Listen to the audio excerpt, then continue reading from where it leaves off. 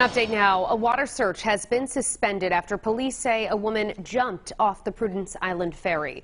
The Coast Guard scanned the water throughout the night, and new today we're hearing from the transportation company. 12 News reporter Brittany Schaefer joins us live from Bristol now with the new details. Brittany? Well, Shannon, police say this is not a criminal investigation. They tell us witnesses saw the 39-year-old woman climb over the railing and jump into the water. Now, fire crews who were searching here earlier tell us that this is no longer a rescue, but recovery. A search for a missing woman spanning 39 nautical miles over 10 hours is suspended, turning up empty. The ferry was about halfway to Prudence Island from Bristol, so that's where we're starting to focus the search, and we're kind of just between the currents and the wind expanding that search area. Police say the 39-year-old Prudence Island resident was alone and intentionally jumped in the water. Bristol Fire Chief Michael DeMello tells us she was not wearing a life jacket. It's certainly loss of life is a tragedy in any respect. Prudence and Bay Islands Transport tell us their crews responded immediately. They sent us a statement saying crews, quote, deployed a floating strobe and life ring and searched the area with the assistance of the remaining passengers for nearly an hour until relieved by first responders. We are fully cooperating with the ongoing search and investigation and want to commend our crew, passengers, and all agencies involved.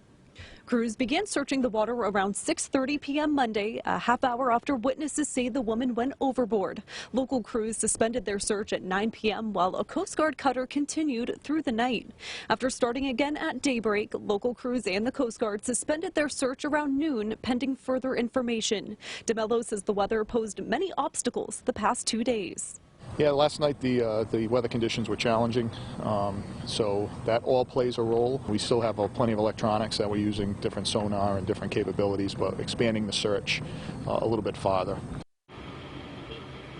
And Chief DeMello describes the current water temperatures as hypothermic. Officials are not releasing the victim's name at this time. Live in Bristol, I'm Brittany Schaefer, 12 News. Tonight, police say a woman who went overboard from the Prudence Island ferry about 24 hours ago may not have fallen off by accident. The Coast Guard has suspended its search after looking all night and into this morning.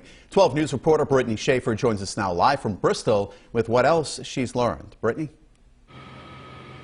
Well, Mike, Shannon, Portsmouth police say it appears the woman was alone and intentionally climbed over the railing and jumped into the water. Now, Coast Guard crews were scanning these waters throughout the night last night through this darkness like it is now and all morning, spanning over 10 hours before suspending the search earlier today.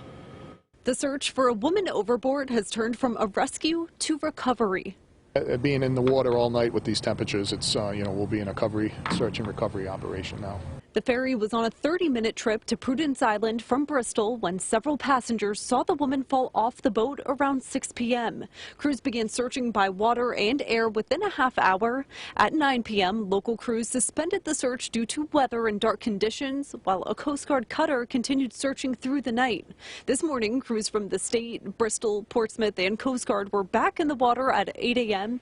The Coast Guard ultimately suspending the search around noon pending further information. They say crews searched for 10 hours over 39 nautical miles with no luck. It's certainly loss of life is a tragedy in any respect. Portsmouth Fire says the 39-year-old Prudence Island resident intentionally jumped into the water. Bristol Fire Chief Michael DeMello tells us a life ring was thrown out to her, but says she was not wearing a life jacket. He says strong winds caused crews to alter their search plans. Yeah, last night the weather conditions were challenging, so that all plays a role, and that's why as we've gone through the day today, now with daylight a little easier to see, we still have plenty of electronics that we're using, different sonar and different capabilities, but expanding the search a little bit farther. And the transportation company tells me their crews responded immediately and searched the water for nearly an hour before first responders arrived. The woman's name is not being released at this hour. For now, live in Bristol, I'm Brittany Schaefer, 12 News.